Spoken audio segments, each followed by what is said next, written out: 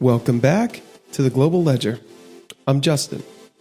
In episode 19, we explored leverage, the quiet engine behind market booms and market collapses.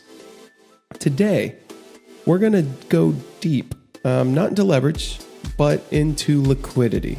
Because liquidity, the ability to sell something at or near its last price, is the lifeblood of markets, and it can disappear instantly.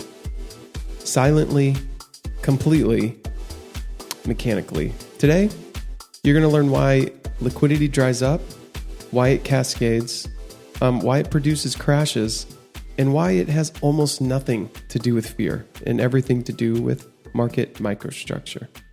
Let's begin. What is liquidity? So common understandings of liquidity would be lots of trading, lots of buyers, high volume.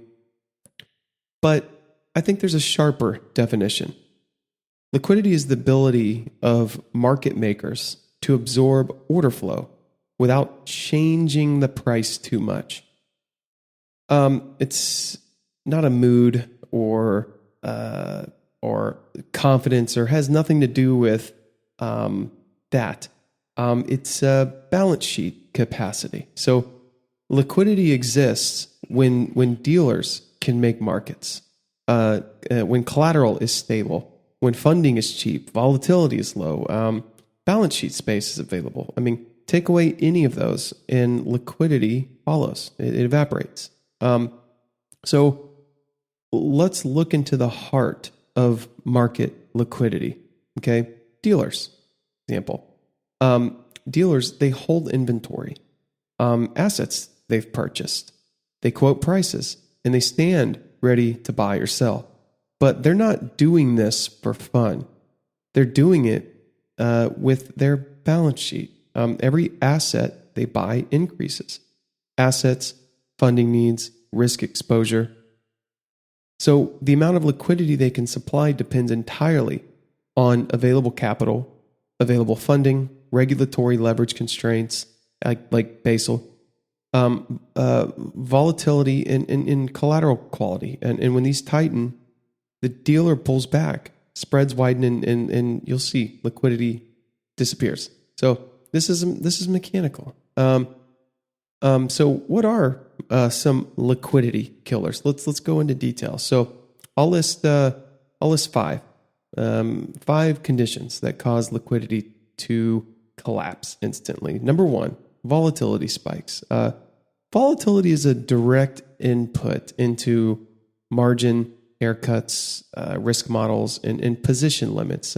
So when volatility jumps, the required collateral jumps, risk-weighted assets jump, and funding just becomes more expensive. So dealers shrink, and liquidity does the same. So that's number one. Number two, collateral quality deteriorates. So if collateral becomes questionable, lenders will demand higher haircuts, tighter terms, more frequent margin calls. So treasuries equals the best collateral. Anything else, well, equals riskier. So when collateral is in doubt, funding evaporates. That's number two. Number three, balance sheet constraints. We start to get into Basel III, and when we start talking about the BIS and things like that, we're going to go into some of those bank regulatory issues. But basically, the dealer must comply with SLR, LCR, and capital ratios. So when these constraints start to bind, dealers are forced to kind of stop making markets. This is why the Treasury market seized in March of 2020. It wasn't panic. It was really balance sheet math is what took place. So that's number three. Number four, funding stress. So we've talked about repo before, but if repo rates rise or lenders retreat, dealers can no longer finance inventory. And hedge funds unwind. Leveraged players will dump assets as well, and liquidity spirals downward. So this exact mechanism triggered the 2008 crisis. Now, we haven't talked much about the payment system and settlement, but I'm going to go ahead and bring it in because it's important to this topic. But payment and settlement stress are another big one. So this is directly supported by the Fed. So the Fed explained. There's an article that came out. Is published by the Fed this summer, 2025.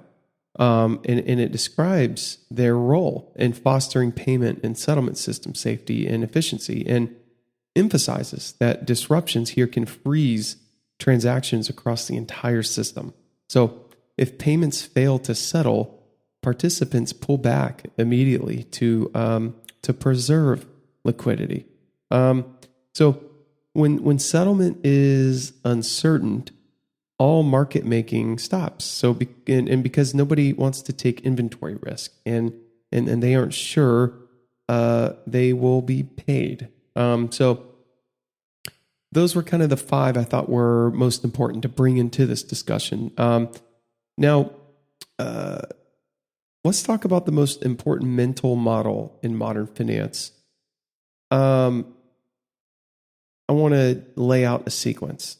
So when there's a shock, volatility spikes. So it could be a sudden rate movement, some geopolitical event, unexpected data is a big one, a margin call wave. So then, number two, haircuts rise. This is where lenders are going to demand more collateral, and leverage will start to collapse a little bit. Then the funding costs start to rise. Repo markets shift, and borrowers get squeezed here.